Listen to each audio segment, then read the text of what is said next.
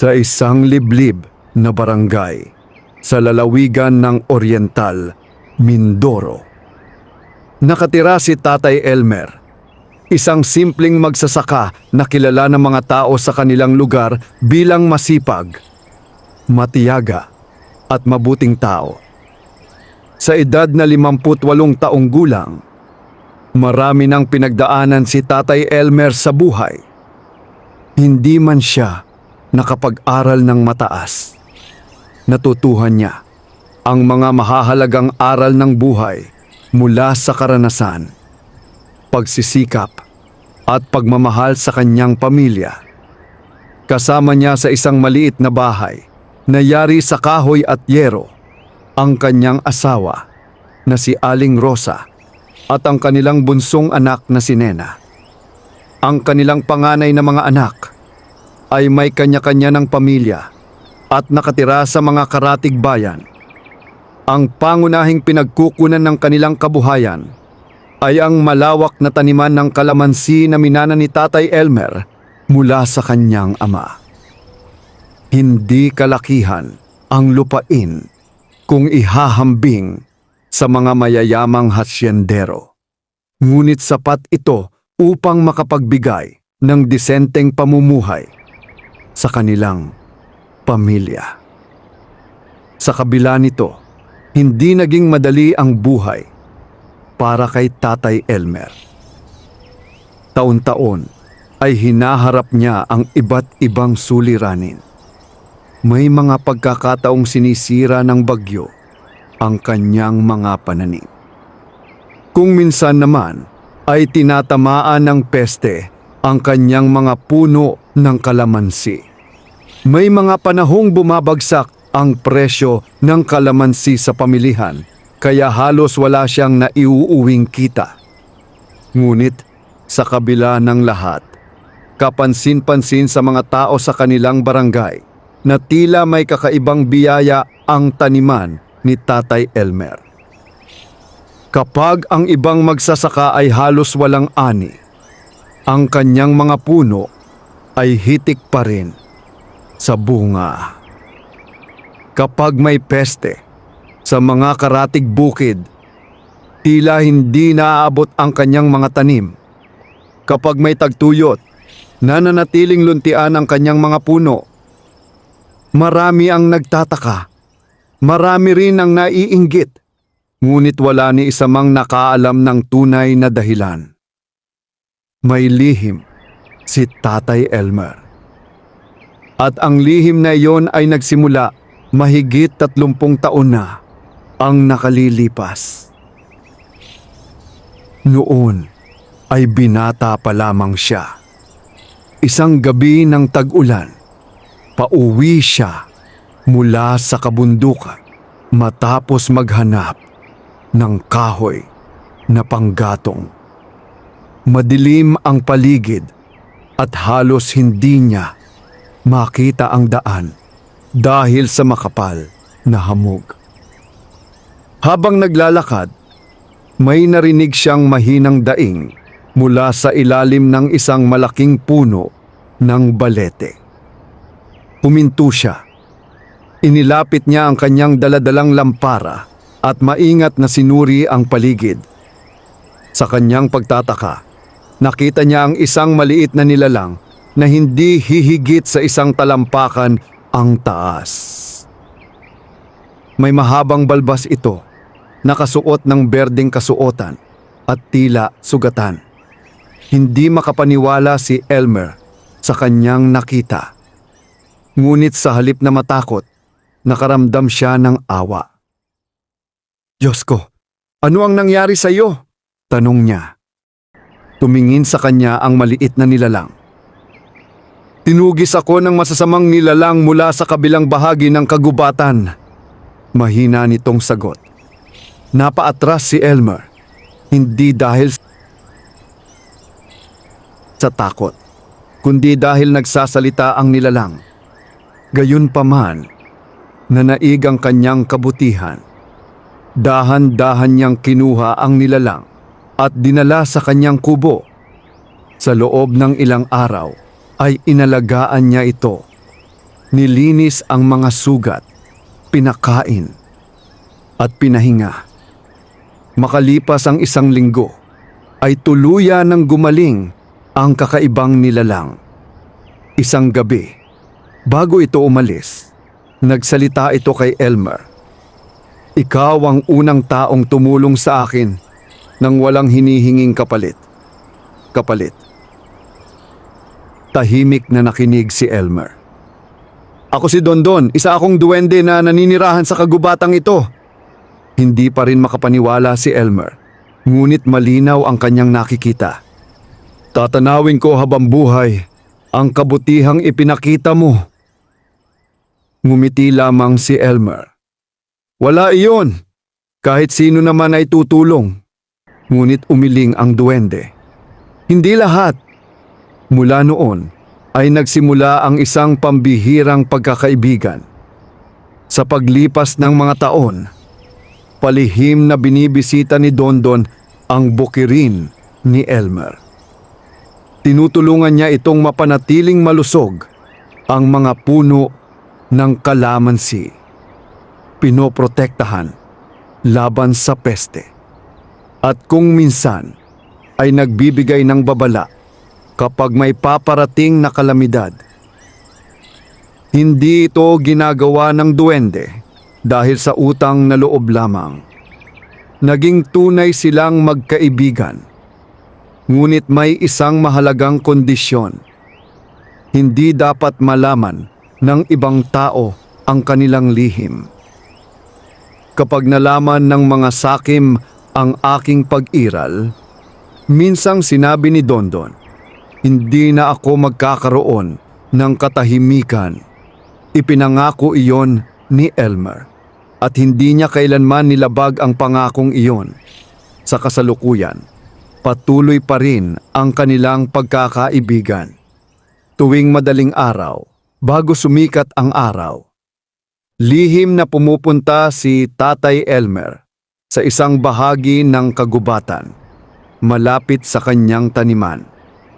Doon, sa ilalim ng isang sinaunang balete, madalas silang nagkikita ni Dondon.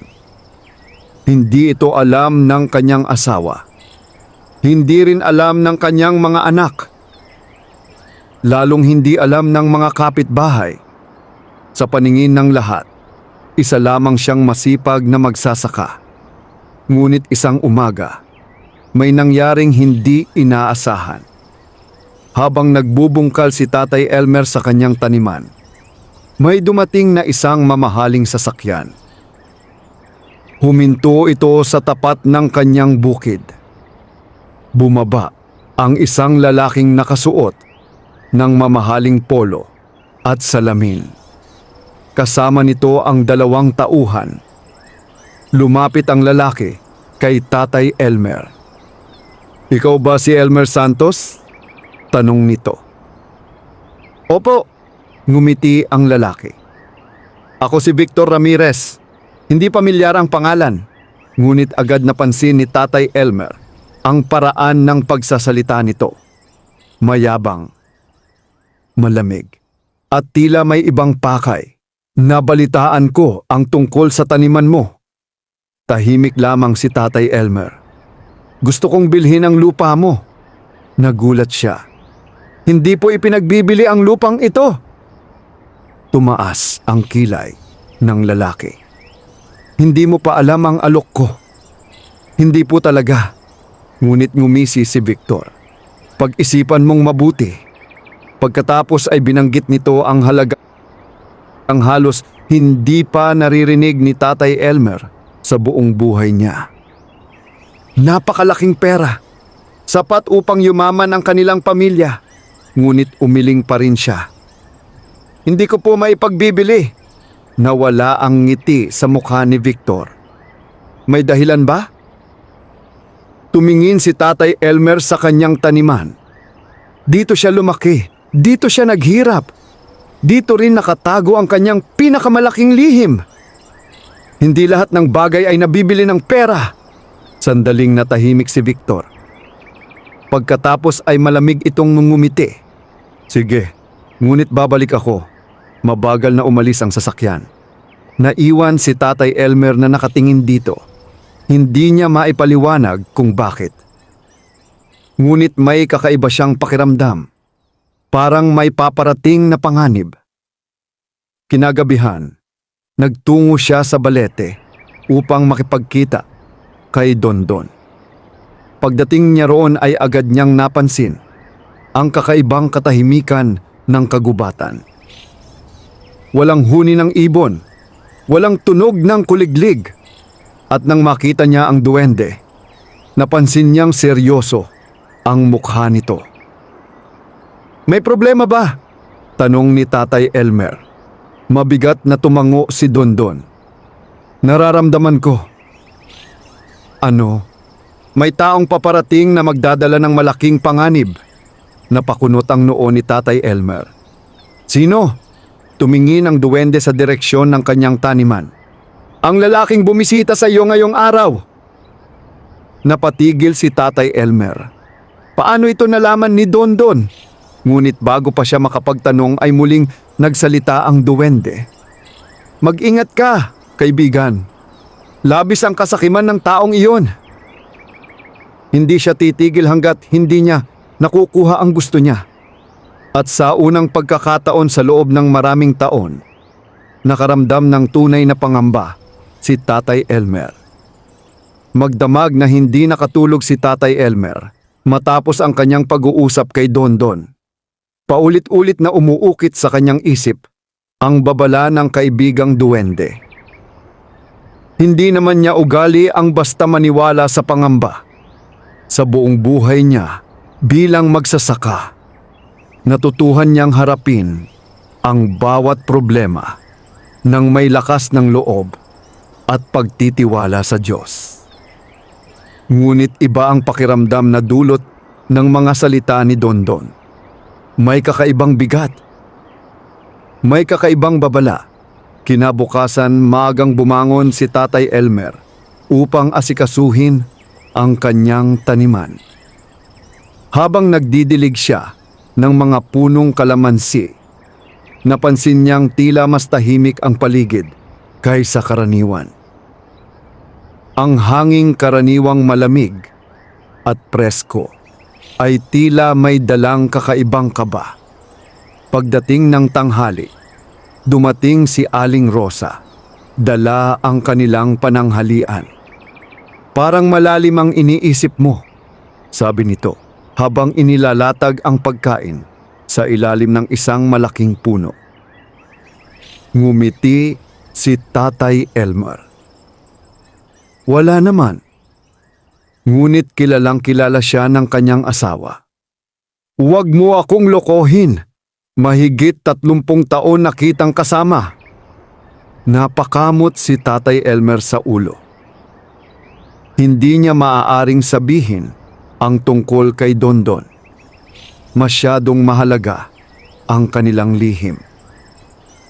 Kahapon kasi may dumating na negosyante. Biglang naging interesado si Aling Rosa. "Yung may malaking sasakyan?" Tumango si Tatay Elmer. "Nakita pala ninyo?" "Oh, pinag-uusapan nga siya sa barangay." "Ano raw ang sabi?" "Nagtatanong siya tungkol sa mga lupa rito." Nanahimik si Tatay Elmer. Lalong tumindi ang kanyang pag-aalala. Matapos silang kumain ay bumalik siya sa pagtatrabaho. Ngunit hindi nagtagal ay may napansin siyang kakaiba. Sa kabilang bahagi ng kanyang lupain, may 2 lalaking hindi niya kilala. Tila sinusukat nila ang lupa habang may hawak na mga papel at kagamitan. Agad siyang lumapit. "Magandang hapon po." Nagulat ang 2 lalaki. "Sino po kayo?" tanong ni Tatay Elmer. "Kami po ay mga surveyor." "Para saan?" Nagkatinginan ang 2. "May nagpapasuri po ng ilang lupain sa lugar na ito." Napakunot ang noo ni Tatay Elmer. "Sino?" Nag-atubili ang isa bago sumagot. "Si Ginoong Victor Ramirez." Parang may malamig na tubig na ibinuhos sa kanyang katawan. Hindi pa man nakalilipas ang isang araw, ay nagsimula na agad itong kumilos. Pag-uwi niya ng gabing iyon, hindi mawala sa kanyang isip ang mga pangyayari. At lalo pa siyang nabahala nang makita niyang may isang itim na sasakyan na nakaparada malapit sa kanilang bahay. Hindi niya ito kilala, ngunit nang mapansin siya ng sakay nito, ay agad itong umalis. Mabilis, tahimik, at tila may iniiwasan. Samantala, sa bayan nakaupo si Victor Ramirez sa loob ng kanyang opisina. Malawak ang silid, mamasa-masa sa lamig ng air conditioner, napapalibutan ng mamahaling muebles. Sa harap niya ay nakatayo ang isa niyang tauhan. "Ginoo!" Tumanggi pa rin po si Elmer. Bahagyang ngumiti si Victor. "Hindi nakakagulat. Inutusan ko na rin po ang mga surveyor." Tumango siya. "Magaling. May inilabas siyang larawan. Larawan iyon ng taniman ni Tatay Elmer. Matagal niya itong pinagmasdan. Sa loob ng ilang buwan, nagsagawa siya ng lihim na imbestigasyon tungkol sa lugar. Hindi siya interesado sa kalamansi. Hindi rin siya interesado sa simpleng bukirin. May iba siyang hinahanap. Ayon sa isang matandang dokumentong kanyang nabili sa Maynila, may isang sinaunang kayamanan na nakatago sa kabundukan ng Oriental Mindoro. At ang isa sa mga palatandaan ay matatagpuan di umano malapit sa lupain ni Tatay Elmer. Sa una ay hindi siya naniwala. Ngunit nang mapansin niyang tila napakayabong ng taniman ng magsasaka kumpara sa ibang bukirin, nagsimula siyang maghinala. May kakaiba sa lugar, may lihim, at determinado siyang malaman iyon kahit ano pa ang kapalit. Kinagabihan ay muli na namang nagtungo si Tatay Elmer sa ilalim ng balete. Naroon na si Dondon. Ngunit hindi ito nag-iisa. Kasama nito ang dalawa pang duwende. Pareho silang may seryosong mukha. Nagulat si Tatay Elmer. Sa maraming taon nilang pagkakaibigan, ngayon lamang siya nakakita ng ibang duwende. "Dondon, sino sila?" "Sila sina Tibo at Berto." Magalang na yumuko ang dalawang duwende. "Magandang gabi po." Nagbigay rin ng paggalang si Tatay Elmer. "Ano ang nangyayari?" Huminga ng malalim si Dondon. "May mga kakaibang tao sa kagubatan." Napatigil si Tatay Elmer. "Kagaya ng may mga naghuhukay, lihim, at gabi sila kumikilos." Naging mabigat ang mukha ni Tatay Elmer. Nagsisimula ng magkatotoo ang kanyang kinatatakutan. "Mukhang konektado sila sa negosyanteng bumisita sa iyo." Sandaling natahimik ang lahat. Pagkatapos ay nagsalita si Tibo. "May hinahanap sila." "Ano?" Hindi agad sumagot ang duwende. Nagkatinginan muna silang tatlo. Parang may bagay silang pinag-aalinlangan. Sa huli ay si Dondon ang nagsalita. "Isang bagay na matagal nang nakatago sa kagubatang ito." Napakunot ang noo ni Tatay Elmer. "Hindi ko kayo maintindihan." Tahimik na naglakad si Dondon patungo sa puno ng balete. Hinawakan nito ang matandang ugat na nakalitaw mula sa lupa. "May mga lihim ang kagubatang ito na mas matanda pa sa barangay. Mas matanda pa sa lalawigan. At mas matanda pa sa ating lahat." Lalong nalito si Tatay Elmer. Ngunit alam niyang hindi nagsisinungaling ang kanyang kaibigan. Mahalagang huwag nilang matagpuan iyon. Bakit? Dahan-dahang tumingin si Dondon sa kanya. Dahil kapag napunta yun sa maling tao, maaring magbago ang kapalaran ng buong lugar. Naramdaman ni Tatay Elmer ang paninindig ng kanyang balahibo. Hindi niya kailanman nakitang ganito kaseryoso ang mga duwende. Maging si Dondon na karaniwang kalmado ay tila balisa. Anong dapat kong gawin? Tanong niya. Sa ngayon, magmasid ka. At huwag kang magpapadala sa anumang alok. Tumango si Tatay Elmer. Ngunit bago siya umalis, ay may idinagdag si Dondon. At isa pa, ano yun? May isa pang taong darating. Sino? Hindi agad sumagot ang duwende. Sa halip ay tumingin ito sa malayong bahagi ng kagubatan. Isang tao mula sa iyong nakaraan. Napaisip si Tatay Elmer. Maraming taon na ang lumipas. Marami na rin siyang nakasalamuha. Ngunit hindi niya maisip kung sino ang tinutukoy ni Dondon. Pagdating ng umaga, isang hindi inaasahang bisita ang dumating sa kanilang bahay.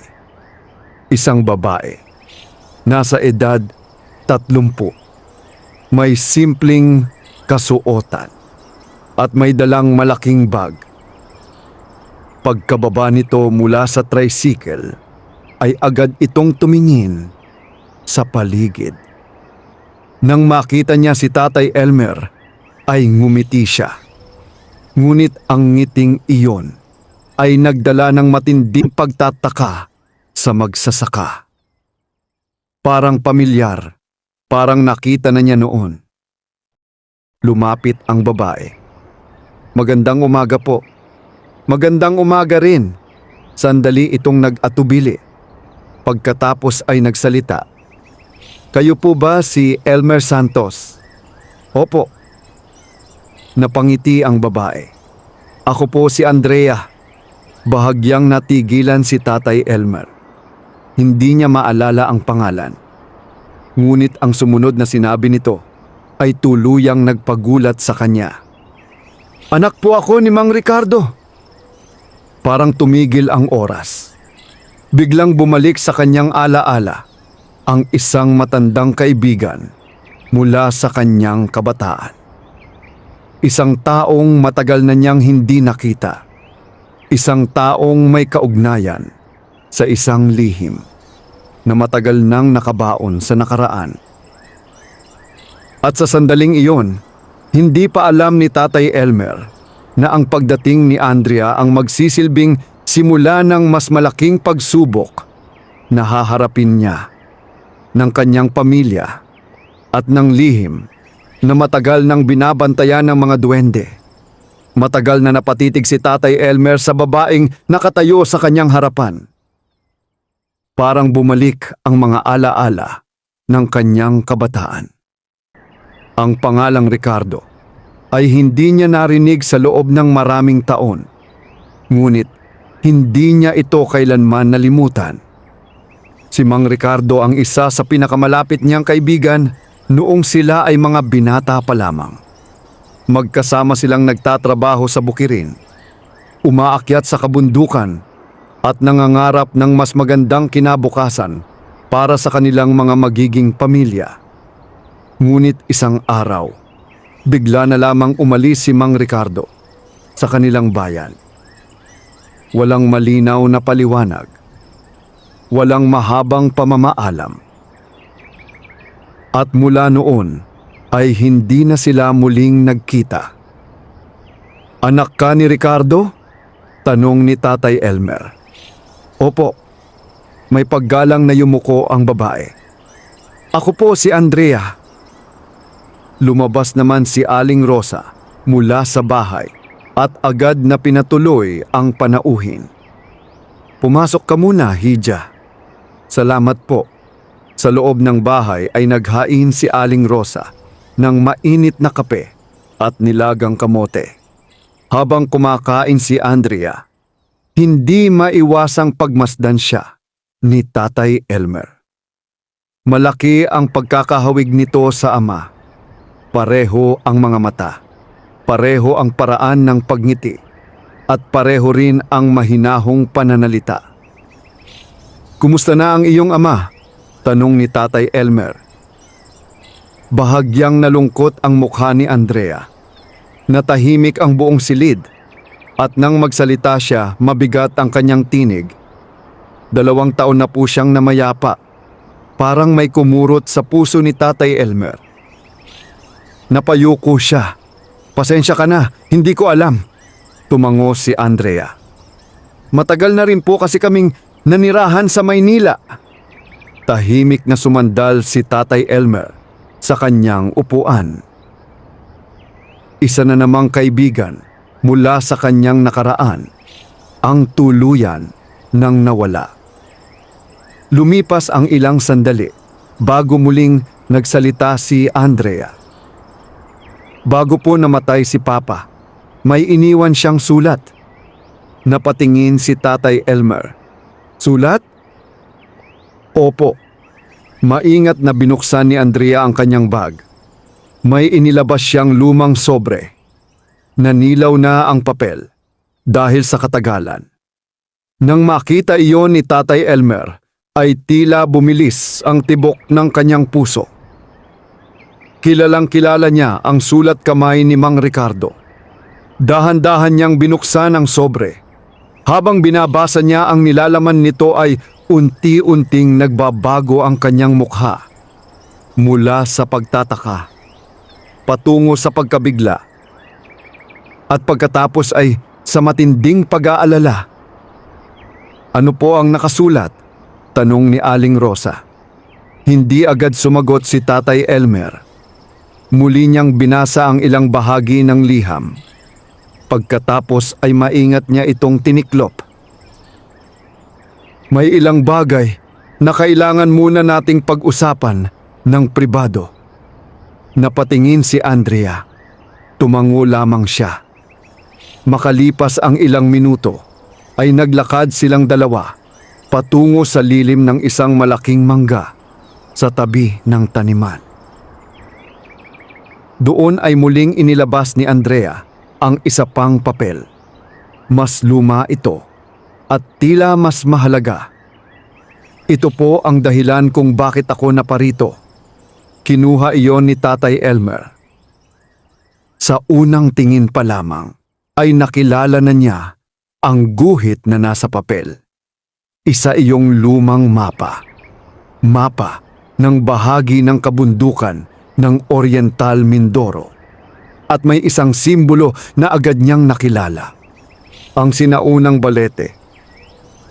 Ang mismong puno kung saan siya nakikipagkita kay Dondon. Napaupo si Tatay Elmer. Parang biglang bumigat ang kanyang katawan. "Paano ito napunta sa inyo?" Mahina niyang tanong. "Iniwan po ni Papa." Napapikit si Tatay Elmer. Maraming alaala ang muling bumalik sa kanyang isip. Mahigit 30 taon na ang nakararaan. Minsan silang nakatagpo ni Mang Ricardo ng isang kuweba sa malalim na bahagi ng kagubatan. Hindi nila ito ginalugad ng lubusan. Ngunit may nakita silang mga sinaunang marka sa mga bato.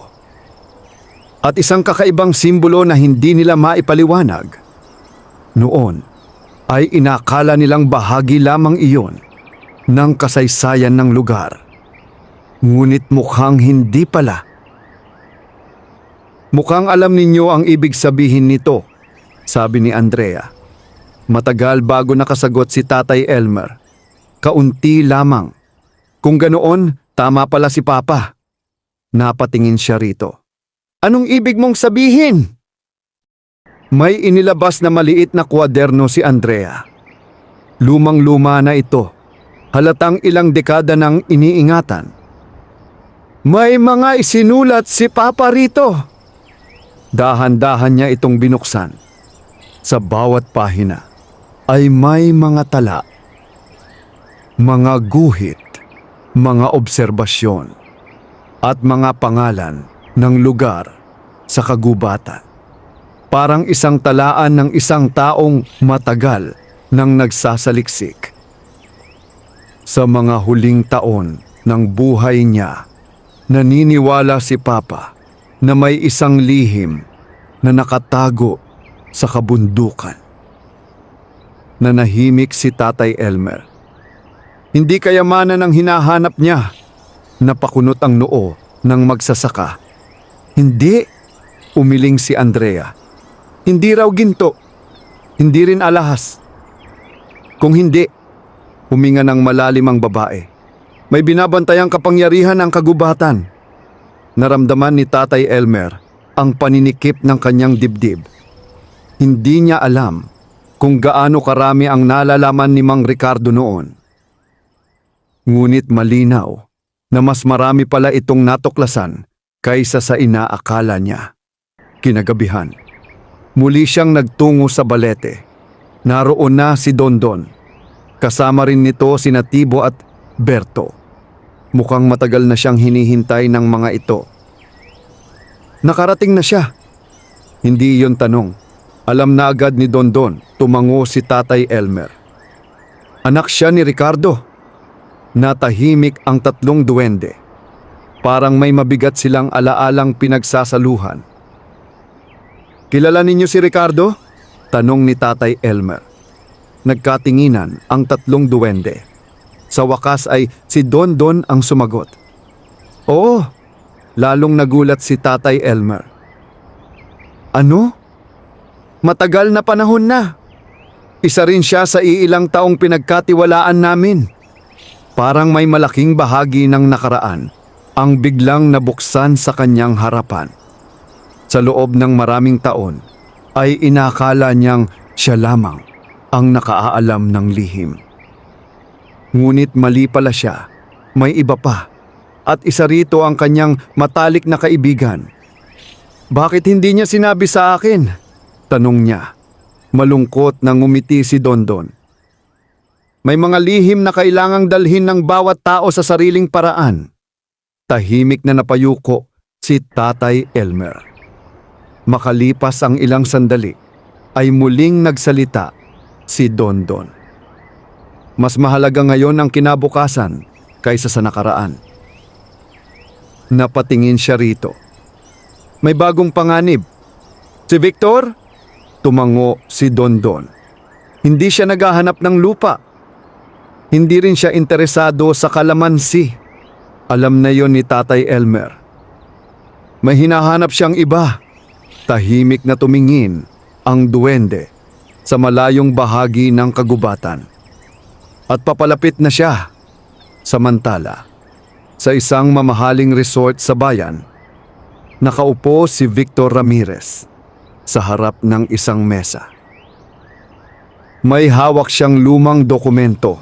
Kasama niya ang isang matandang lalaki na tila eksperto sa kasaysayan. Sigurado ka ba rito? Tanong ni Victor. Tumango ang matanda. Batay sa mga sinaunang tala, ang lugar na hinahanap natin ay nasa paligid lamang ng bukirin ni Elmer Santos. Napangiti si Victor. At ang bagay na iyon, humigop muna ng kape ang matanda. Pagkatapos ay nagsalita. Kapag nakuha mo yon, magkakaroon ka ng kontrol sa isang bagay na matagal nang pinoprotektahan ng kagubatan. Lumawak ang ngiti ni Victor. Iyon mismo ang gusto niyang marinig. Hindi siya naniniwala sa mga alamat. Hindi siya naniniwala sa mahika. Ngunit naniniwala siya sa kapangyarihan. At handa siyang gawin ang lahat upang makuha ito. Kahit pa kailangan niyang sirain ang kabundukan. Kahit pa kailangan niyang paalisin ang mga magsasaka. Kahit pa kailangan niyang kalabanin ang mga lihim na matagal nang nakatago. Nang gabing iyon, habang natutulog ang buong barangay, may mga aninong lihim na gumagalaw sa kagubatan. May dalang mga pala, may mga ilaw, at may mga kagamitang panghukay. Isa-isa silang pumasok sa mas malalim na bahagi ng gubat.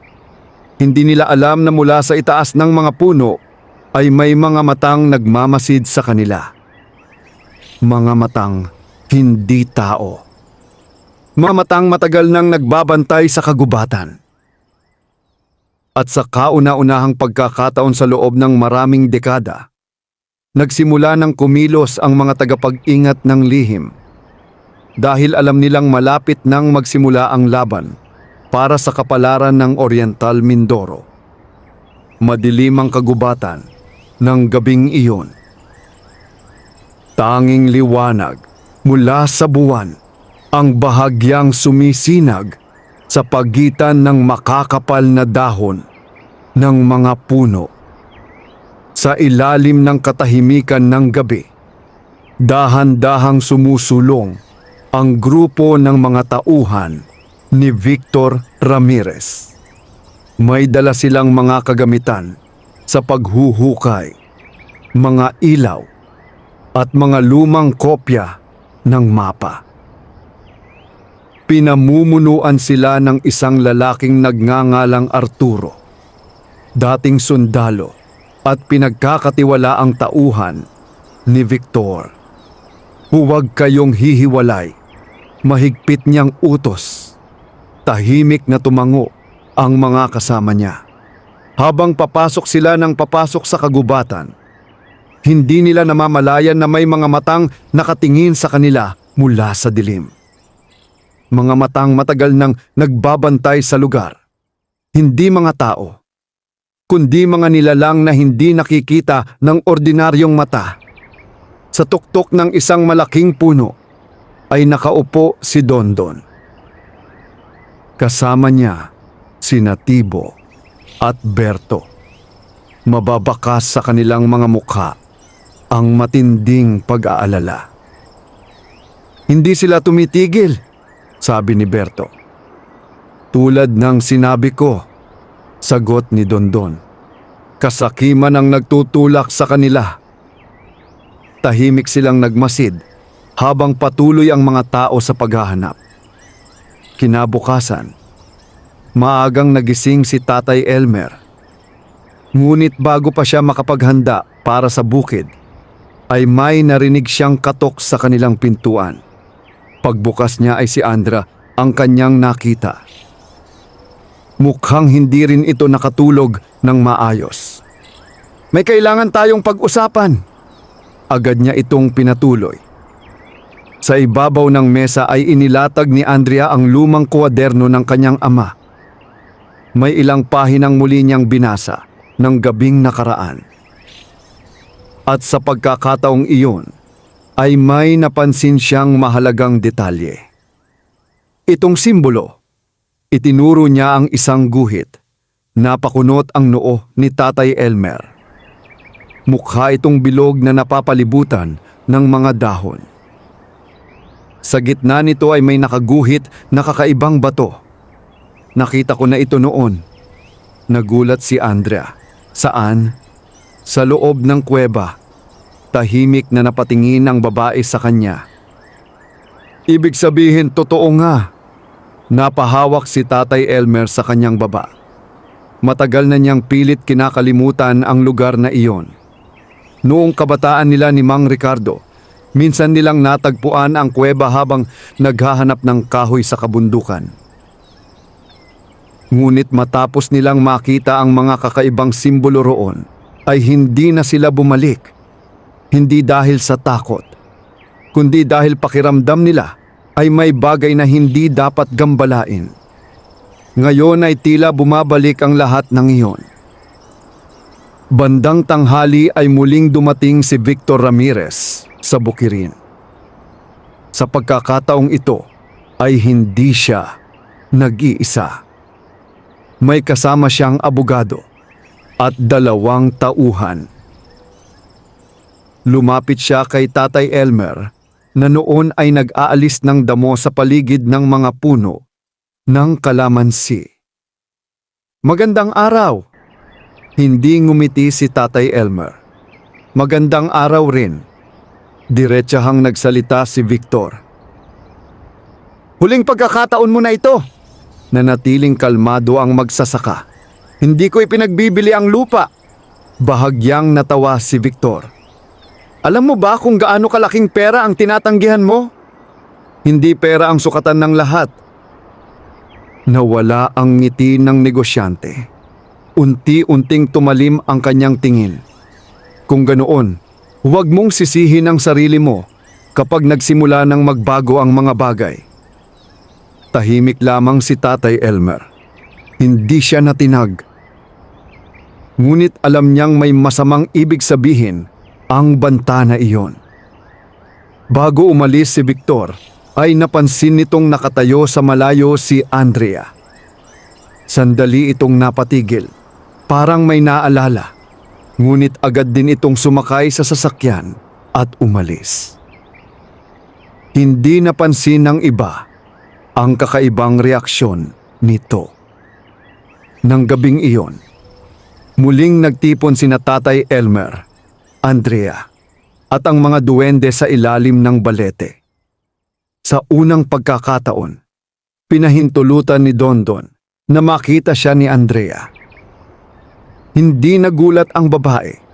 Sa halip ay tila matagal na niyang inaasahan iyon. Totoo nga ang mga kwento ni Papa. Ngumiti ng bahagya si Dondon. Ang iyong ama ay mabuting tao. Nagkaroon ng katahimikan. Pagkatapos ay inilatag ni Andrea ang lumang mapa. Kailangan na nating malaman ang katotohanan. Tumango si Dondon. Panahon na. Matagal nang itinago ang lihim. Ngunit dahil sa panganib na papalapit, wala na silang pagpipilian. May inilabas si Dondon na maliit na bato mula sa kanyang bulsa. Kakaiba ang kulay nito. Maliwanag na berde. Parang may sariling liwanag. Nagulat si Andrea. Maging si Tatay Elmer ay ngayon lamang iyon nakita. Ano iyan? Ito ang isa sa mga susi. Susi? Tumango ang duwende. May 3 sinaunang bato na itinago ng mga tagapag-ingat ng kagubatan. Maraming siglo na ang nakalipas. Tahimik na nakinig ang dalawa. Ang mga batong iyon ang nagsisilbing proteksyon ng lugar. Proteksyon laban saan? Mahabang katahimikan ang sumunod. Pagkatapos ay nagsalita si Dondon. Laban sa kapangyarihang hindi dapat magising. Nanindig ang balahibo ni Tatay Elmer. Parang lalong lumalim ang misteryo. Ano ang mangyayari kapag nakuha ni Victor ang mga bato? Tanong ni Andrea. Seryosong tumingin si Dondon sa kanya. Hindi niya mauunawaan ang tunay na kapangyarihan nito. Ngunit ang kasakiman niya ang magiging daan upang may mangyaring hindi dapat mangyari. Habang nag-uusap sila, hindi nila alam na may isang tao palang nagmamasid mula sa malayo. Nakatago ito sa likod ng makapal na mga halaman. Tahimik, mapagmasid, at may hawak na kamera. Isa ito sa mga tauhan ni Victor. Nakita nito ang kakaibang liwanag na nagmumula sa lugar ng balete. Bagamat hindi niya makita ng malinaw ang mga duwende, sapat na ang kanyang nakita upang maghinala. Mabilis siyang umatras at agad na bumalik sa kampo. Kinabukasan, maagang nagtungo ang tauhan kay Victor. Ginoo! Napatingin ang negosyante. May nakita kami kagabi! Inilapag nito ang ilang larawan sa mesa. Hindi malinaw ang mga kuha, ngunit may isang bagay na kapansin-pansin. Isang kakaibang berdeng liwanag sa ilalim ng malaking puno ng balete. Napatayo si Victor. Unti-unting lumawak ang kanyang ngiti. Sa wakas, napatingin ang tauhan. Sir, hinawakan ni Victor ang larawan. Tama ang hinala ko. Ano po ang ibig ninyong sabihin? Tumingin siya sa direksyon ng kabundukan. May lihim nga sa kagubatang iyon. At ngayon mas determinado siyang makuha ito Kahit ano pa ang mangyari, kahit sino pa ang masaktan. Samantala, sa ilalim ng sinaunang balete, may isang bagay na matagal nang natutulog ang bahagyang gumalaw. Sa kailaliman ng isang nakatagong kuweba, isang sinaunang simbolo ang unti-unting lumiwanag. Parang tumutugon ito sa mga pangyayaring nagaganap sa ibabaw ng lupa. At sa unang pagkakataon, matapos ang napakahabang panahon, may isang puwersang nagsisimulang magising. Puwersang may kakayahang baguhin ang kapalaran ng buong Oriental Mindoro. Mula nang makita ni Victor Ramirez ang larawan ng kakaibang berdeng liwanag sa ilalim ng balete, lalo siyang naging determinado na matuklasan ang lihim ng kagubatan. Hindi na lamang ito tungkol sa lupa. Hindi na lamang ito tungkol sa kayamanan. May kung anong bagay na higit pa roon. At nararamdaman niyang malapit na niya itong makuha. Samantala, sa bukirin ni Tatay Elmer, patuloy ang normal na buhay sa paningin ng mga tao. Maagang nagdidilig ng mga kalamansi si Tatay Elmer. Tumutulong si Aling Rosa sa pag-aayos ng mga bunga para ibenta sa palengke. Si Andrea naman ay nagbabasa ng mga lumang tala ng kanyang ama. Ngunit sa likod ng lahat ng iyon, alam nilang papalapit na ang mas malaking pagsubok. Isang umaga, dumating si Andrea sa taniman habang may hawak na lumang kwaderno. Mukhang sabik na sabik ito. "Tatay Elmer!" Agad itong nilapitan ng magsasaka. "Ano iyon?" May itinuro si Andrea sa isang pahina. "Nakita ko na." "Ano?" "Ang lokasyon ng unang susi." Napakunot ang noo ni Tatay Elmer. Agad niyang tiningnan ang pahina. May nakaguhit na bahagi ng kagubatan, kasama ang isang talon, at malapit dito ay may simbolong katulad ng ipinakita noon ni Dondon. "Sigurado ka ba?" Tumango si Andrea. "Ilang beses ko itong pinag-aralan kagabi." Tahimik na napaisip si Tatay Elmer. Kung tama si Andrea, nangangahulugan itong may iba pang susi bukod sa hawak ni Dondon. At kung makukuha iyon ni Victor, maaaring mas lumala ang sitwasyon. Kailangan nating sabihin ito kay Dondon. Kinagabihan ay nagtipon silang muli sa ilalim ng balete.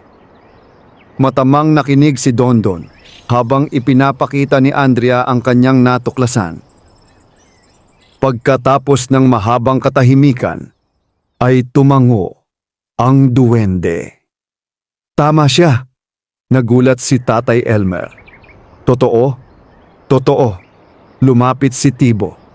Ang unang susi ay nakatago sa likod ng talon ng malinaw. Napatingin si Andrea. "Iyon nga ang nasa tala." Huminga ng malalim si Dondon, ngunit hindi magiging madali. "Bakit?" tanong ni Tatay Elmer. "May mga pagsubok na nagbabantay sa lugar." Hindi na sila nagtanong pa sa paraan ng pagsasalita ng duwende. Alam nilang seryoso ito. Kinabukasan, bago pa sumikat ang araw, naghanda sina Tatay Elmer at Andrea. Bagamat nais sumama ni Aling Rosa, pinakiusapan nila itong manatili sa bahay. Ayaw nilang ilagay ito sa panganib. Habang naglalakad sila sa masukal na bahagi ng kagubatan, gabay nila sina Dondon, Tibo, at Berto. Habang lumalalim ang kanilang paglalakbay, mas lalong nagiging kakaiba ang paligid. Mas matatangkad ang mga puno, mas malamig ang hangin, at tila mas tahimik ang buong kagubatan. Parang may nagmamasid. Matapos ang halos 2 oras na paglalakad, narinig nila ang malakas na lagaslas ng tubig. Ilang sandali pa ay bumungad sa kanila ang isang napakagandang talon. Kumikinang ang tubig sa sikat ng araw. Malinaw, malinis, at tila hindi pa naabot ng modernong mundo. Talon ng malinaw, bulong ni Andrea. Tumango si Dondon. Nandyan ang unang susi. Ngunit habang papalapit sila, may napansin si Tatay Elmer. May mga bakas ng paa sa lupa, marami, at sariwa pa. Napahinto silang lahat. May nauna sa atin, seryosong sabi ni Berto. Agad na nagkatinginan ang grupo. Iisa lamang ang posibilidad, si Victor. Sa kabilang bahagi ng talon, may ilang tauhan ni Victor na nagsasagawa ng paghahanap. Bitbit nila ang mga kagamitan at mga kopya ng mapa. Nandito raw yon, sabi ng isa. Hanapin ninyo, utos naman ng kanilang pinuno. Hindi nila alam na malapit na ang grupo ni Tatay Elmer at hindi rin nila alam na may ibang nilalang na matagal nang nakatingin sa kanila mula sa paligid, sa likod ng mga bato, sa ibabaw ng mga puno, at maging sa ilalim ng tubig. Mga tagapagbantay ng kagubatan. Tahimik, ngunit handang kumilos kung kinakailangan. Nagpasya si Dondon na umiwas muna sila. Huwag muna tayong magpakita, bulong nito. Dahan-dahan silang pumuwesto sa likod ng malalaking bato. Mula roon ay pinagmasdan nila ang mga tauhan ni Victor. Makalipas ang ilang minuto, ay may narinig silang sigaw. Sir! Lumingon ang lahat. May isang tauhang nakatuklas ng kakaibang uka sa likod ng talon. Agad silang nagsimulang lumapit. Nanlaki ang mga mata ni Andrea. Iyon na yon! Ngunit bago pa makapasok ang mga tauhan sa likod ng talon, biglang lumakas ang agos ng tubig. Kasabay nito ay umihip ang malakas na hangin. Nagulat ang mga tao. Maging si Tatay Elmer ay hindi makapaniwala. Alam niyang hindi iyon pangkaraniwang pangyayari. Dahan-dahang itinaas ni Dondon ang kanyang kamay. At doon niya naunawaan. Tinutulungan sila ng kagubatan. Dahil sa kaguluhan, napilitang umatras ang mga tauhan ni Victor. Nang makaalis ang mga ito sa lugar, saka lamang kumilos ang grupo. Mabilis silang nagtungo sa likod ng talon. Doon nila nakita ang isang makitid na lagusan. Madilim. At tila matagal nang hindi napapasok. Isa-isa silang pumasok. Sa loob ay may maliit na kuweba. Sa gitna nito ay may batong pedestal. At sa ibabaw nito ay nakapatong ang isang bagay na kumikislap sa berdeng liwanag. Napahinto silang lahat. Hindi nila maalis ang tingin dito. Isa itong kakaibang bato na may ukit na sinaunang simbolo. Ang unang susi. Lumapit si Dondon. Maingat niya itong kinuha. Sa sandaling mahawakan niya ito, lumiwanag ang buong kuweba at lumitaw sa dingding ang isang sinaunang mensahe. Hindi maintindihan ni Tatay Elmer at Andrea ang nakasulat. Ngunit malinaw na nabasa ito ng mga duwende. At nang mabasa nila iyon, biglang nagbago ang kanilang mga mukha. Parang may mas malaking problema silang natuklasan. Ano yon? Tanong ni Tatay Elmer. Tahimik si Dondon. Makalipas ang ilang sandali, ay saka lamang ito nagsalita. Hindi lang pala si Victor ang naghahanap. Napatigil ang lahat. Ano ang ibig mong sabihin? Mabigat ang tinig ni Dondon nang sumagot. May iba pang paparating. Sino? Tumingin siya sa madilim na bahagi ng kuweba.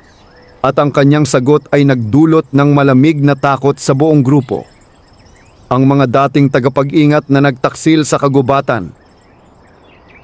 At sa sandaling iyon, nagsimula ang isang mas malaking panganib na hindi nila kailanman inasahan. Tahimik ang buong grupo habang palabas sila ng kuweba sa likod ng talon ng malinaw. Hawak ni Dondon ang unang susi. Ang berdeng bato ay patuloy na nagbibigay ng mahinang liwanag na para bang may buhay itong taglay. Ngunit sa halip na saya ang kanilang maramdaman matapos matagpuan ang unang susi, pag-aalala ang bumalot sa kanilang mga puso. Lalo nang marinig nila ang sinabi ni Dondon. May iba pang naghahanap at ang mga ito ay dating mga tagapag-ingat ng kagubatan. Habang naglalakad sila pabalik, hindi na napigilan ni Andrea ang magtanong. Sino ang mga iyon?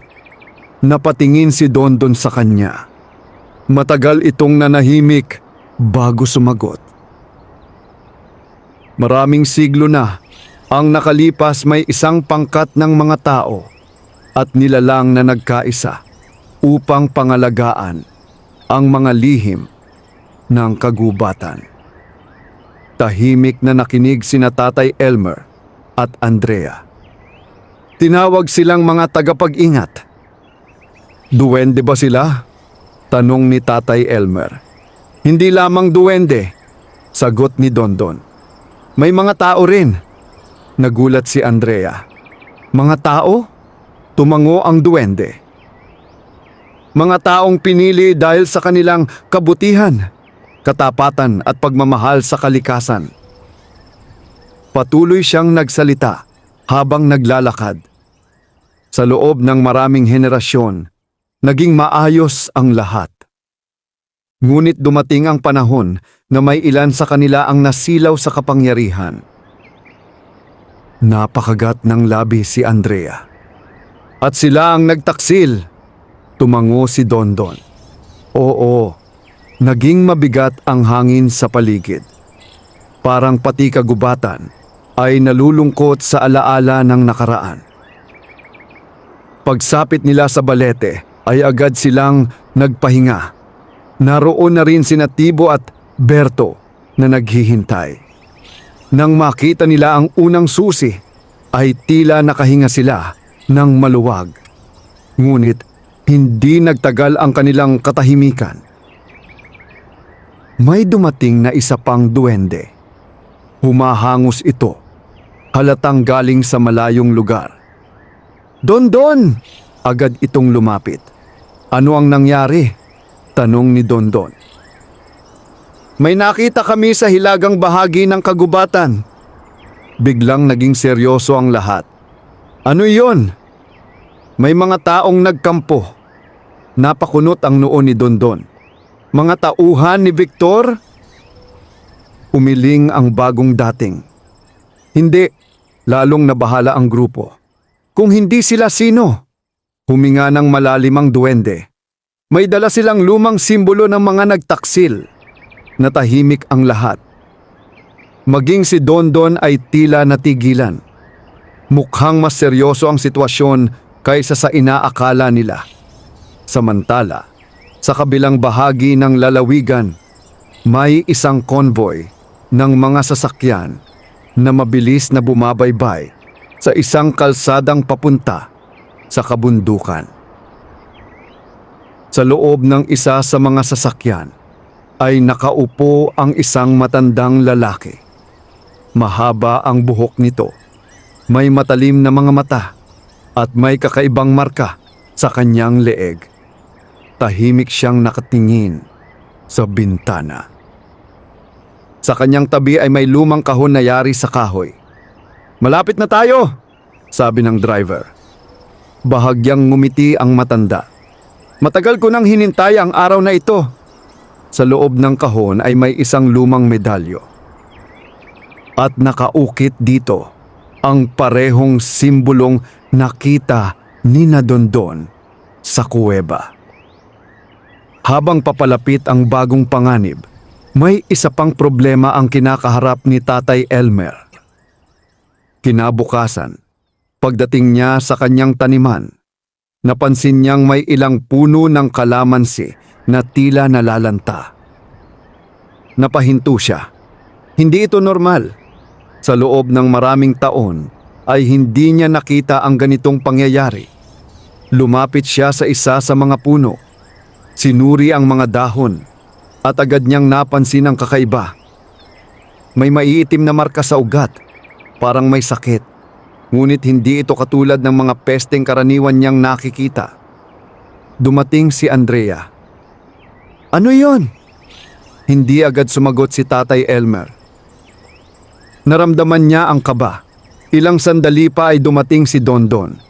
Pagkakita pa lamang nito sa puno, ay agad nang nagbago ang kanyang mukha. "Hindi maganda ito." "Bakit?" tanong ni Andrea. Lumapit ang duwende sa puno. Hinawakan nito ang puno ng kahoy. Pagkatapos ay napapikit. Nang muling dumilat si Dondon, mababakas ang matinding pag-aalala sa kanyang mukha. "May gumagamit ng lumang kapangyarihan." Natahimik silang lahat. "Anong ibig mong sabihin?" tanong ni Tatay Elmer. "Hindi ito ordinaryong sakit. May taong sadyang nagpapahina sa lupa." Nanindig ang balahibo ni Andrea. "Para saan?" Seryosong tumingin si Dondon sa malawak na taniman. "Kapag namatay ang mga puno, mawawalan ng kabuhayan ang mga tao. At kapag nawalan sila ng pag-asa, magiging mas madali silang paalisin." Biglang naalala ni Tatay Elmer ang sinabi ni Victor. "Huwag mong sisihin ang sarili mo kapag nagsimula ng magbago ang mga bagay." Unti-unting nagdilim ang kanyang mukha. Hindi niya natapos ang sasabihin, ngunit alam na ng lahat ang nasa isip niya. Kinagabihan, muling nagtipon ng grupo sa ilalim ng balete. Sa pagkakataong iyon, ay inilapag ni Dondon ang unang susi sa gitna ng kanilang bilog. Kasabay nito ay inilabas ni Tibo ang isang lumang balat ng kahoy na may nakaukit na mapa. Natukoy na namin ang posibleng lokasyon ng ikalawang susi. Agad na lumapit sina Tatay Elmer at Andrea. Nasa silangang bahagi ito ng kagubatan. Malapit sa isang matandang kuweba na kilala sa pangalang Kuweba ng mga Anino. Hindi pamilyar ang lugar kay Tatay Elmer, ngunit tila kilalang kilala ito ng mga duwende. Mapapansin ang pag-aalala sa kanilang mga mukha. "Bakit kayo mukhang kinakabahan?" tanong ni Andrea. Huminga ng malalim si Berto. Dahil walang tagapag-ingat na pumapasok doon ng mag-isa. Napatingin silang lahat sa kanya. "Bakit?" tanong ni Tatay Elmer. Tahimik ang duwende bago sumagot. "Dahil doon, unang nagsimula ang pagtataksil maraming siglo na ang nakalipas." Natahimik ang buong paligid. Tanging hangin lamang ang maririnig sa pagitan ng mga puno. At sa unang pagkakataon mula nang magsimula ang kanilang paghahanap, naramdaman ni na Tatay Elmer at Andrea na hindi lamang lihim ang kanilang hinaharap. May mga anino ng nakaraan na unti-unting bumabangon at papalapit na ang sandaling kailangan nilang harapin ang katotohanang matagal ng itinago ng kagubatan.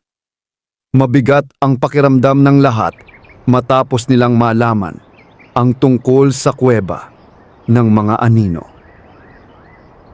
Kahit sina Dondon, Tibo at Berto na matagal nang naninirahan sa kagubatan ay hindi maitago ang kanilang pag-aalala.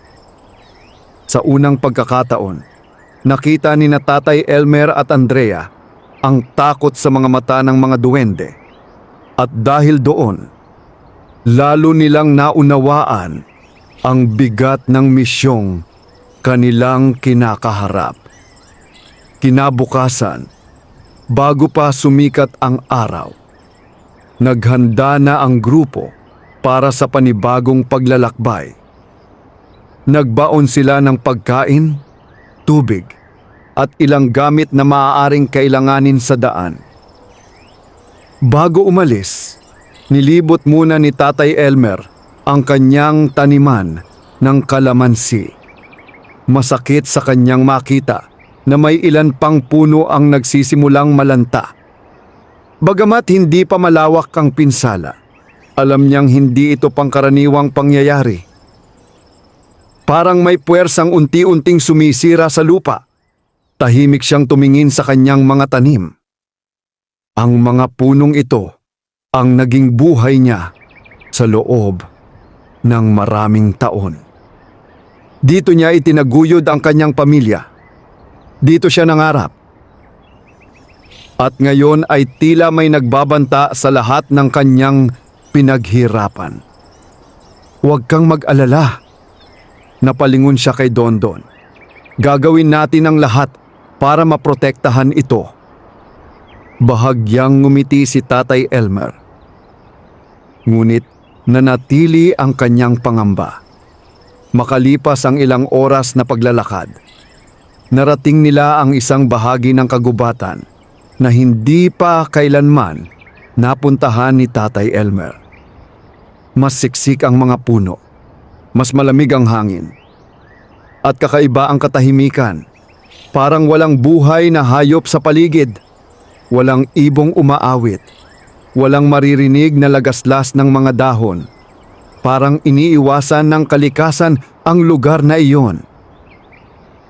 "Malapit na tayo," sabi ni Tibo.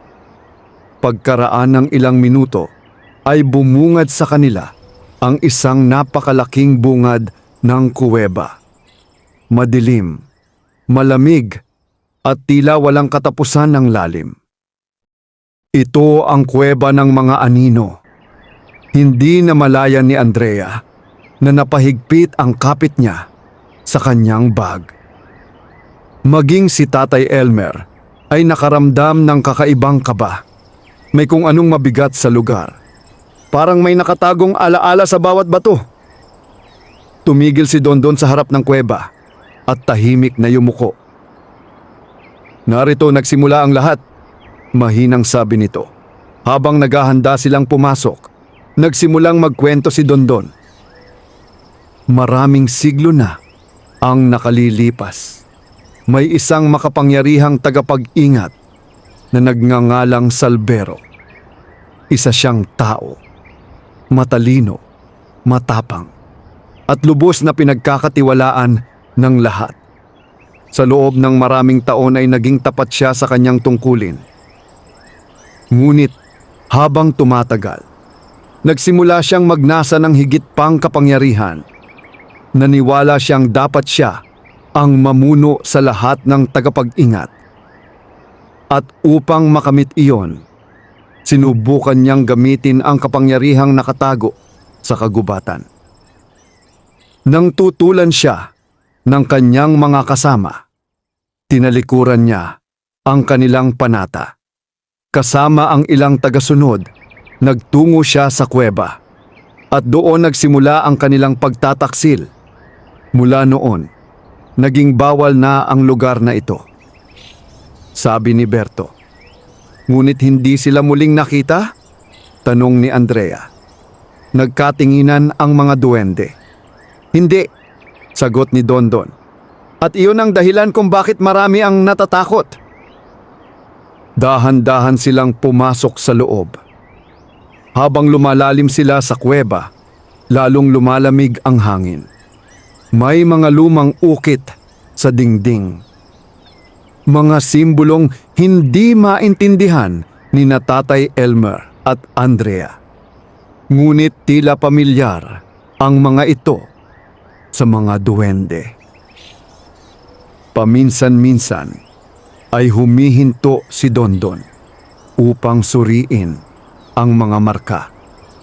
Parang may hinahanap siyang palatandaan. Makalipas ang ilang sandali, ay narating nila ang isang malawak na silid sa ilalim ng lupa. Sa gitna nito ay may malaking batong bilog. At sa ibabaw nito ay may nakaukit na simbolo ng tatlong magkakaugnay na bilog. Biglang lumiwanag ang unang susi na hawak ni Dondon. Napahinto silang lahat. Dahan-dahang lumutang ang berdeng bato mula sa kanyang palad. At tila hinihila sila nito patungo sa isang bahagi ng kuweba. Doon, sabi ni Dondon. Agad silang sumunod, ngunit habang papalapit sila sa dulo ng silid, may narinig silang yabag. Hindi sila nag-iisa. Mabilis na nagtago ang grupo sa likod ng malalaking bato. Mula sa kanilang pinagtataguan, ay nakita nila ang tatlong tao na papasok sa kuweba. Hindi sila mga tauhan ni Victor. Hindi rin sila karaniwang mangangaso. Nakasuot sila ng maitim na kasuotan. At bawat isa ay may suot na medalyo na may lumang simbolo. Nanlaki ang mga mata ni Dondon. Sila iyon, mahina niyang sabi. Sino? Tanong ni Tatay Elmer. Mga tagasunod ng mga nagtaksil. Naramdaman ni Andrea ang paninikip ng kanyang dibdib. Hindi alamat ang mga ito. Totoo sila. At mukhang matagal na nilang hinahanap ang parehong bagay. Isa sa mga lalaki ang nagsalita. Naramdaman ko ang enerhiya ng unang susi. Tumango ang isa. Ibig sabihin, may nauna sa atin. Tahimik na nakinig ang grupo. At ang sumunod na sinabi ng ikatlong lalaki ay lalong nagpagulo sa kanilang isip. Huwag kayong mag-alala. Malapit nang dumating si Maestro. Biglang napatingin si Dondon sa kanyang mga kasama. Halatang nabigla ito. Imposible. Mahina nitong bulong. Ano ang problema? Tanong ni Tatay Elmer. Namumutla ang mukha ni Dondon. Kung posible mang mamutla ang isang duwende. Ang maestro na tinutukoy nila, hindi niya agad natapos ang pangungusap. Sino siya? Tanong ni Andrea. Huminga ng malalim si Dondon. Pagkatapos ay dahan-dahan siyang sumagot. Isa siyang inapo ni Salvero. Natahimik ang lahat. At bago pa sila makapag-usap muli, biglang nagsimulang manginig ang buong kuweba. May malakas na ugong na nagmula sa kailaliman. Kasabay nito, lumiwanag ang mga sinaunang simbolo sa dingding. At sa pinakagitna ng kuweba, unti-unting bumukas ang isang nakatagong daanan na daan-daang taon nang nakasara. Napatingin dito ang lahat, maging ang mga tagasunod ng maestro, maging sina Dondon, maging sina Tatay Elmer at Andrea. Dahil alam nilang sa likod ng daanang iyon, maaaring nakatago ang ikalawang susi at maaaring naghihintay rin doon ang unang tunay na pagsubok na iiwan ng mga sinaunang tagapag-ingat. Matapos bumukas ang nakatagong daanan sa kailaliman ng kuweba ng mga anino, binalot ng matinding katahimikan ang buong lugar. Walang sinuman ang agad na kumilos. Maging ang tatlong tagasunod ng maestro ay tila nagulat sa kanilang nasaksihan. Sa loob ng maraming siglo, nanatiling nakasara ang daanang iyon. At ngayon lamang muli itong nabuksan. dahil sa presensya ng unang susi. Mula sa kanilang pinagtataguan, maingat na nagmasid sina Tatay Elmer, Andrea, Dondon, Tibo at Berto. Hindi tayo maaaring magkamali, mahinang sabi ni Dondon. Kapag nakuha nila ang ikalawang susi, mas mapapabilis ang kanilang paghahanap. Tumango si Tatay Elmer. Alam niyang bawat sandali ay mahalaga, ngunit alam din niyang hindi sila maaaring sumugod ng walang plano. Ilang minuto ang lumipas bago tuluyang pumasok ang tatlong lalaki sa bagong bukas na lagusan. Nang mawala sila sa paningin, saka lamang lumabas ang grupo mula sa kanilang pinagtataguan. "Susundan ba natin sila?" tanong ni Andrea. "Oo," sagot ni Dondon. "Ngunit kailangan nating maging maingat." Dahan-dahan silang lumapit sa daanan.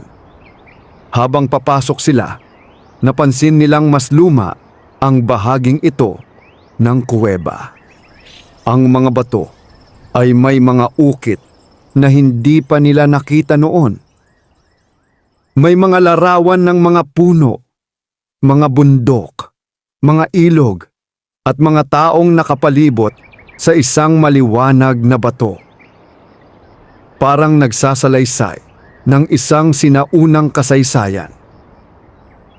Napakatanda ng lugar na ito. Bulong ni Andrea. Tumango si Dondon. Mas matanda pa kaysa sa karamihan ng mga alamat ng lugar. Habang patuloy silang naglalakad, lalong lumalawak ang lagusan, hanggang sa marating nila ang isang napakalaking silid sa ilalim ng lupa.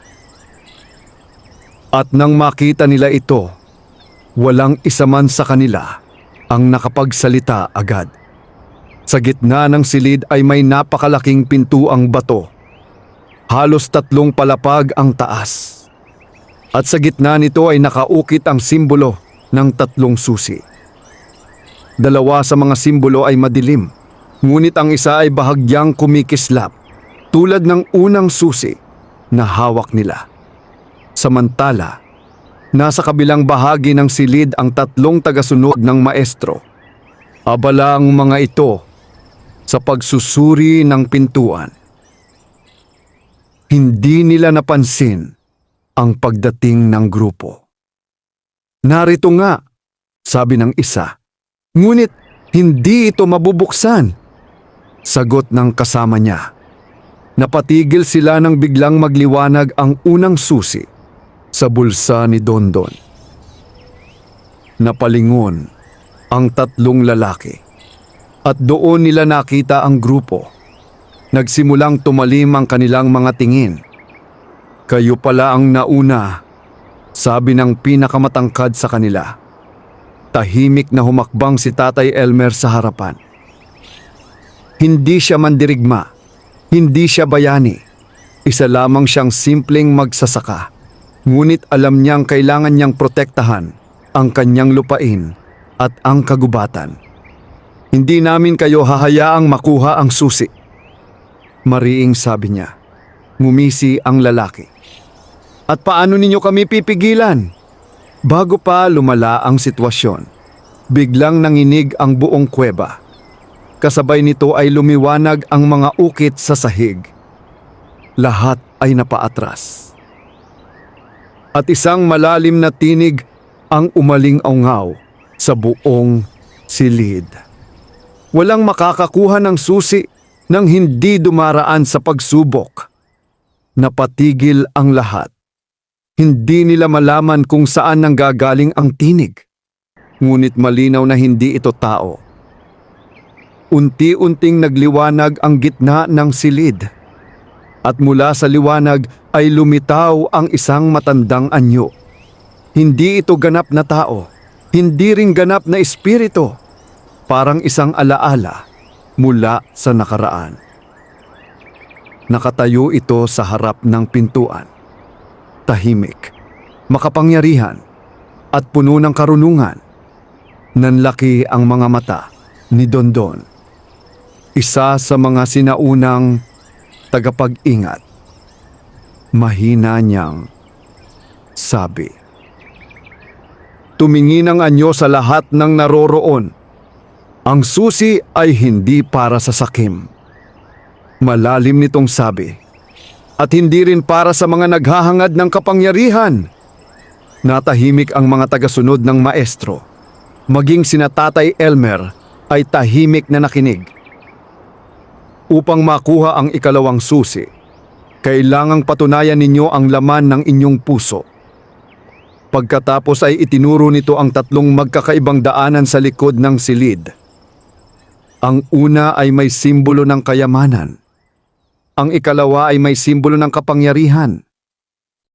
At ang ikatlo ay may simbolo ng isang punong may bunga. Tiningnan iyon ni Tatay Elmer. May kung anong pamilyar sa huling simbolo. Parang sumasalamin ito sa kanyang buong buhay bilang magsasaka. Isa lamang ang tamang landas. Sabi ng sinaunang tagapag-ingat. At ang maling pagpili ay maglalayo sa inyo sa susi. Hindi nag-atubili ang mga tagasunod ng maestro. Agad silang nagtungo sa daanang may simbolo ng kapangyarihan. Naniniwala silang iyon ang daan patungo sa tagumpay. Nang mawala sila sa loob nito, muling tumahimik ang kuweba. Napatingin si Andrea kay Tatay Elmer. Ano sa tingin ninyo? Hindi agad sumagot ang matanda. Pinagmasdan niya ang tatlong simbolo. Kayamanan, kapangyarihan, at ang punong may bunga. Naalala niya ang kanyang ama. Naalala niya ang mga taong nagturo sa kanya ng kahalagahan ng sipag at kabutihan. Naalala niya ang mga takbo ng pagtatanim ng kalamansi. At ang lahat ng biyayang dumating, hindi dahil sa kasakiman, kundi dahil sa pagsisikap. Pagkatapos ay tumingin siya kay Dondon. Tahimik na ngumiti ang duwende. Parang alam na nito ang sagot. Dahan-dahang humakbang si Tatay Elmer patungo sa ikatlong daanan. Ang daanang may simbolo ng punong namumunga. At sa sandaling tumapak siya roon, biglang lumiwanag ang buong lagusan. Kasabay nito ay muling umalingaw-ngaw ang tinig ng sinaunang tagapag-ingat. Ang landas ng mga tunay na tagapag-alaga ay nabuksan. Napatingin ang lahat sa isa't isa. At alam nilang nakapili sila ng tamang daan. Ngunit, hindi pa tapos ang kanilang pagsubok. Dahil sa kailaliman ng lagusang iyon, ay naghihintay ang lihim ng ikalawang susi. At isang katotohanang may kaugnayan sa pamilya ni Andrea na magbabago sa lahat ng kanilang nalalaman. Matapos piliin ni na Tatay Elmer ang daanang may simbolo ng punong namumunga, unti-unting nagsara ang iba pang lagusan sa likuran nila. Isang malalim na ugong ang umalingaw-ngaw sa buong kuweba. Parang may sinaunang mekanismong muling gumagana matapos ang napakahabang panahon. Sandaling napalingon si Andrea. Wala nang daan pabalik. Tanging ang landas sa kanilang harapan ang bukas. Parang ayaw tayong paatrasin ng lugar na ito. Mahina niyang sabi. Tumango si Dondon. Kapag pinili mo ang landas ng tagapag-ingat, kailangan mo itong panindigan. Tahimik na nagpatuloy ang grupo. Habang lumalalim sila sa lagusan, napapansin nilang nagbabago ang paligid. Unti-unting nawawala ang malamig na pakiramdam ng kuweba ng mga anino. Sa halip, mas nagiging maliwanag ang daan. May mga ugat ng puno na tila kusang kumikislap sa mga dingding. May maliliit na halamang nagbibigay ng mapusyaw na liwanag. At may kakaibang katahimikan na hindi nakakatakot. Bagkus ay nagbibigay ng kapanatagan. Parang tinatanggap sila ng lugar. Makalipas ang ilang sandali, Narating nila ang isang bilugang silid. Sa gitna nito ay may isang napakalaking puno. Hindi ito ordinaryong puno. Ang katawan nito ay tila yari sa bato at kahoy ng sabay. Ang mga ugat nito ay nakabaon sa sahig ng kuweba.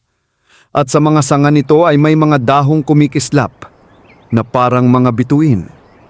Napahinto ang lahat. Maging si Natibo at Berto ay tila namangha. Ang puno ng alaala. Mahinang sabi ni Dondon. Ano iyon? Tanong ni Tatay Elmer. Lumapit ang duwende. Ito ang isa sa mga pinakamatandang bantay ng kagubatan. Habang nagsasalita siya, biglang lumiwanag ang puno. At isa-isang lumitaw ang mga larawan sa hangin. Parang mga ala-alang muling nabubuhay. Nakita nila ang mga sinaunang tagapag-ingat, mga duwende, mga tao, at ang mga unang tagapangalaga ng 3 susi. Tahimik na pinanood ng lahat ang mga tanawin. Hanggang sa may isang larawang lumitaw na nagpabigla kay Andrea.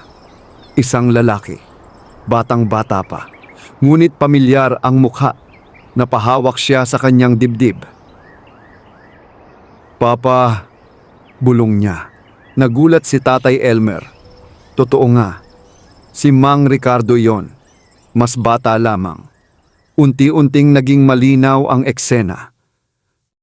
Makikita si Mang Ricardo na nakikipag-usap sa isang matandang tagapag-ingat.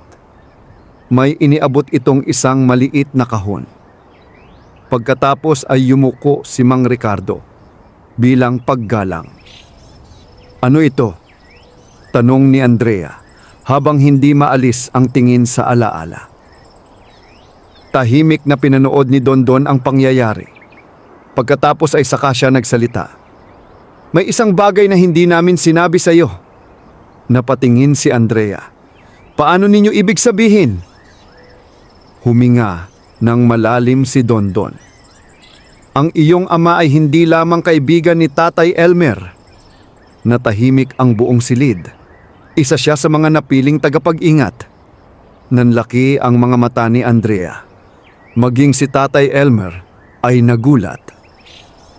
Bagamat alam niyang may mga lihim si Mang Ricardo, hindi niya akalaing ganito kalalim ang kaugnayan nito sa mga tagapag-ingat. Pero bakit hindi niya sinabi sa akin? Mahinang tanong ni Andrea. Malungkot nang ngumiti si Dondon. Dahil nais kaniyang ilayo sa panganib. Unti-unting napuno ng emosyon ang mga mata ni Andrea. Sa buong buhay niya, inakala niyang ordinaryong tao lamang ang kanyang ama. Hindi niya alam na may dala pala itong napakalaking responsibilidad. Patuloy na nagpakita ng mga alaala ang puno. At sa pagkakataong ito ay may lumitaw na eksenang mas nakakagulat. Makikita si Mang Ricardo nakasama ang isang lalaking hindi pamilyar kina Andrea at Tatay Elmer. Ngunit nang makita ito ni Dondon, biglang tumigas ang kanyang mukha. Siya, bulong niya. Sino siya? Tanong ni Tatay Elmer. Mabigat ang sagot ni Dondon. Ang ama ni Victor Ramirez. Napatigil ang lahat. Parang huminto ang oras. Paano nangyari iyon? Tanong ni Andrea. Tahimik na nagpatuloy ang alaala. Makikita si Mang Ricardo at ang ama ni Victor na parehong nagsisilbing mga tagapag-ingat noon. Magkaibigan, magkasama, at tila nagtutulungan.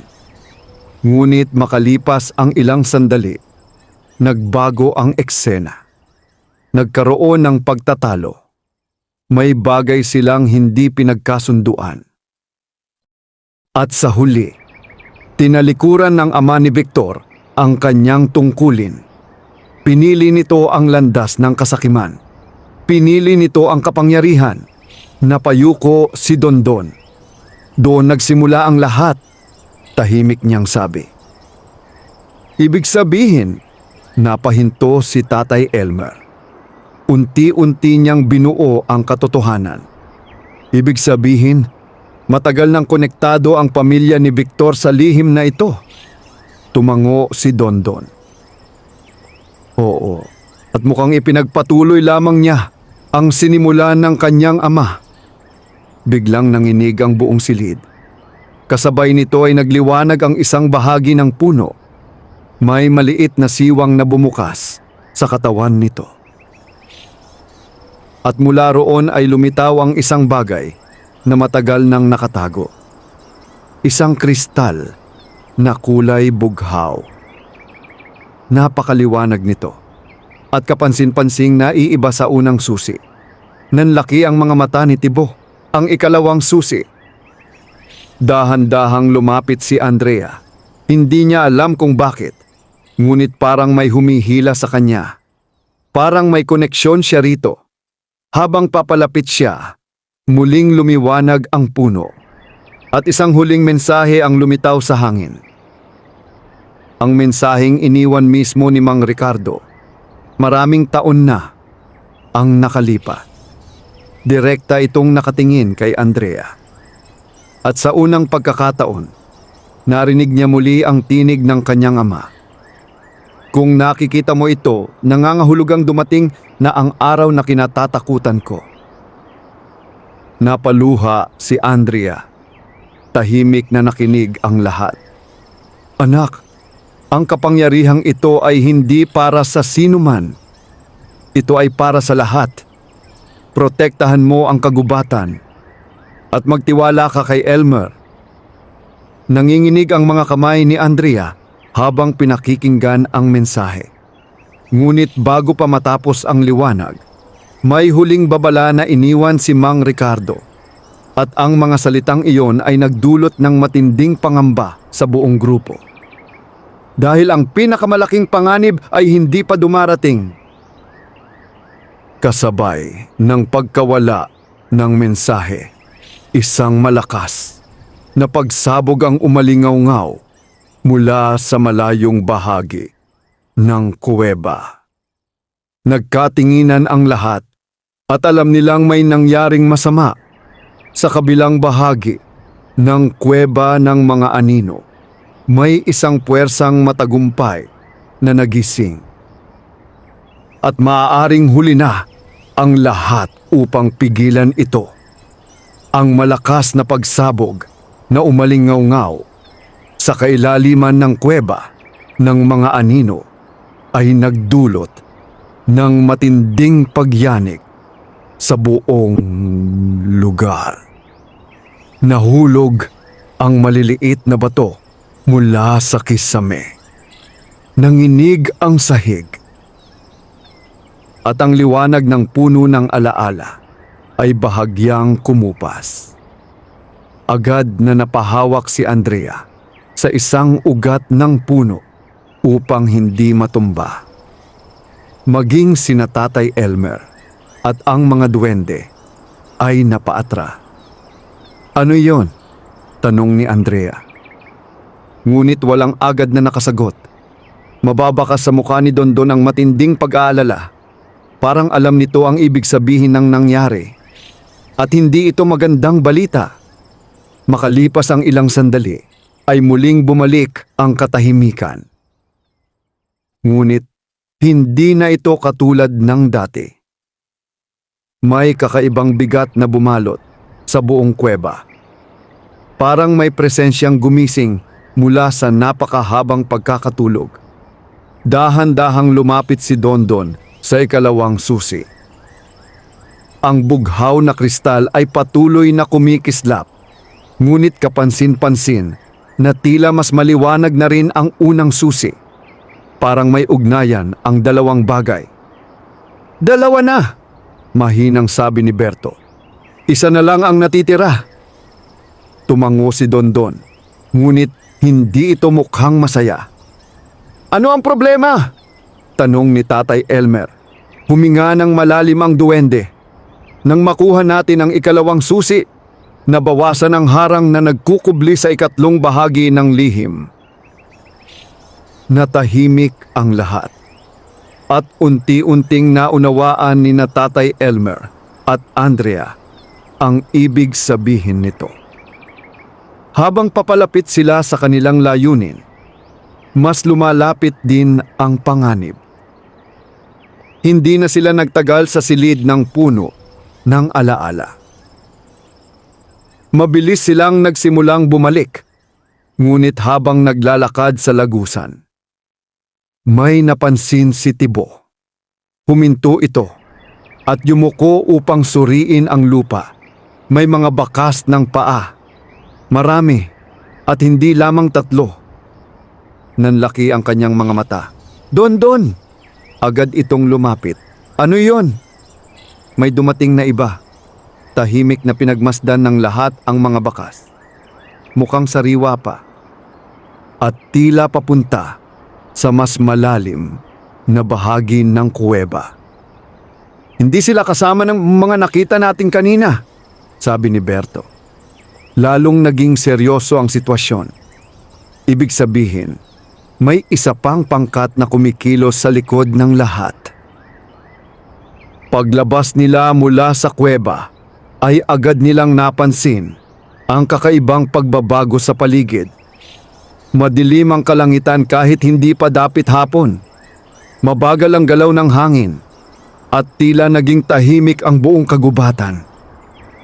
Parang may inaabangan. Biglang may lumipad na isang maliit na ibon at dumapo sa balikat ni Dondon. May kung anong ibinulong ito sa duwende. Pagkatapos ay mabilis na lumipad palayo. Nagbago ang mukha ni Dondon. Ano ang nangyari? Tanong ni Andrea. Tumungo si Victor sa lumang kampo ng kanyang ama. Nanlaki ang mga mata ni Tatay Elmer. At mukhang may natuklasan siya. Samantala, sa isang abandonadong bahagi ng kabundukan, nakatayo si Victor Ramirez sa harap ng isang lumang istrukturang bato. Bahagyang natatakpan ito ng mga baging at lumot. Halatang matagal nang iniwan, ngunit para kay Victor, isa itong mahalagang bahagi ng kanyang paghahanap. Kasama niya ang matandang lalaking eksperto sa kasaysayan at ilang armadong tauhan.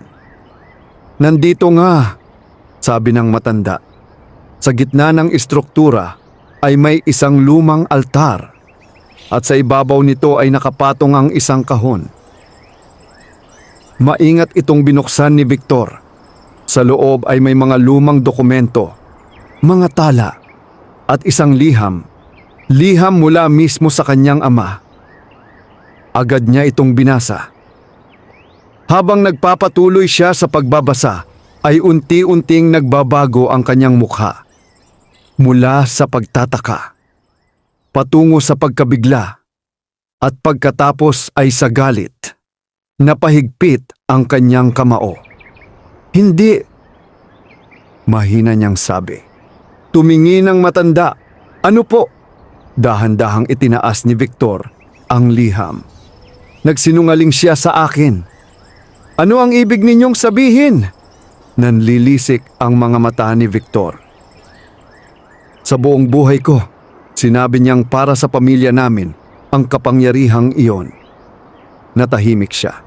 Pagkatapos ay muling tumingin sa liham. Ngunit hindi pala.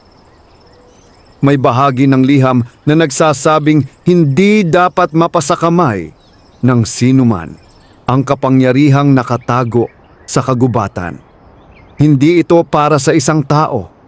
Hindi ito para sa isang pamilya. At lalong hindi ito para sa mga naghahangad ng kapangyarihan. Ngunit huli na. Matagal nang nakatanim sa puso ni Victor ang kanyang ambisyon. At hindi na siya handang umatras. Kinagabihan ay muling nagtipon sina Tatay Elmer sa ilalim ng balete. Nasa harap nila ang unang 2 susi. Ang berdeng bato at ang bughaw na kristal. Pareho silang kumikislap sa dilim. Tahimik na pinagmasdan iyon ni Andrea. Hanggang sa may mapansin siya. May mga simbolong lumitaw sa ibabaw ng dalawang susi. At nang magtagpo ang kanilang liwanag, may nabuong imahe sa lupa.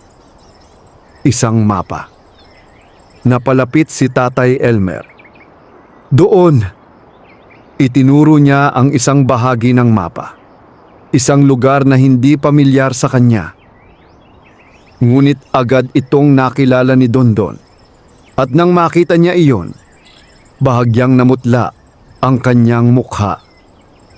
Hindi maaari, mahina nitong sabi. Ano iyon? Tanong ni Andrea. Matagal bago sumagot ang duwende. Pagkatapos ay tumingin ito sa kanilang dalawa. Naroon ang ikatlong susi. Saan? Huminga ng malalim si Dondon. At sa kanya binigkas ang pangalang matagal ng kinatatakutan ng mga tagapag-ingat. Sa lambak ng mga nawawalang anino. Biglang tumahimik ang lahat.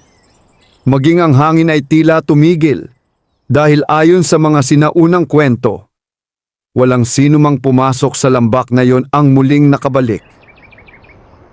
Ngunit kung nais nilang mailigtas ang kagubatan, wala silang ibang pagpipilian. Kailangan nilang hanapin ang ikatlong susi. Bago ito mahanap ni Victor, bago dumating ang maestro, at bago tuluyang magising ang madilim na pamana na matagal nang nakatago sa puso ng Oriental Mindoro. Matapos ang matinding paglalakbay sa lambak ng mga nawawalang anino, matagumpay na nakuha ni na Tatay Elmer, Andrea at Dondon ang ikatlong susi. Sa huling paghaharap, sinubukan ni Victor Ramirez at ng maestro na angkinin ang kapangyarihang matagal ng itinatago ng kagubatan. Ngunit nabigo sila dahil napatunayan ng mga sinaunang tagapag-ingat na ang kapangyarihang iyon ay hindi para sa mga taong sakim at mapaghanap ng kapangyarihan. Sa tulong ng tatlong susi, muling naisara ni na Tatay Elmer at Andrea ang sinaunang lihim at naibalik ang balanse ng kagubatan. Unti-unting gumaling ang mga punong kalamansi sa bukirin ni Tatay Elmer. Nawala ang sakit na sumisira sa lupa at muling naging masagana ang kanilang ani. Si Victor Ramirez naman ay nagsisi sa kanyang mga nagawa matapos malaman ang katotohanan tungkol sa kanyang ama. Sa halip na ipagpatuloy ang landas ng kasakiman, pinili niyang tumulong sa pangangalaga ng kalikasan at kabuhayan ng mga magsasaka sa kanilang lugar. Si Andrea ay naging bagong katuwang ng mga tagapag-ingat. Ipinagpatuloy niya ang mabuting adhikain ng kanyang amang si Mang Ricardo. Samantala, nanatiling lihim ang pagkakaroon ng mga duwende sa kagubatan. Ngunit sa tuwing sumisikat ang araw sa mga taniman ng kalamansi ng Oriental Mindoro, alam ni Tatay Elmer na naroon pa rin ang kanyang matalik na kaibigang si Dondon, tahimik na nagbabantay sa kalikasan. Ang kayamanan ay maaaring maubos, ang kapangyarihan ay maaaring mawala, ngunit ang kabutihan, katapatan, at pagmamahal sa kalikasan ay mananatili magpakailanman. Wakas.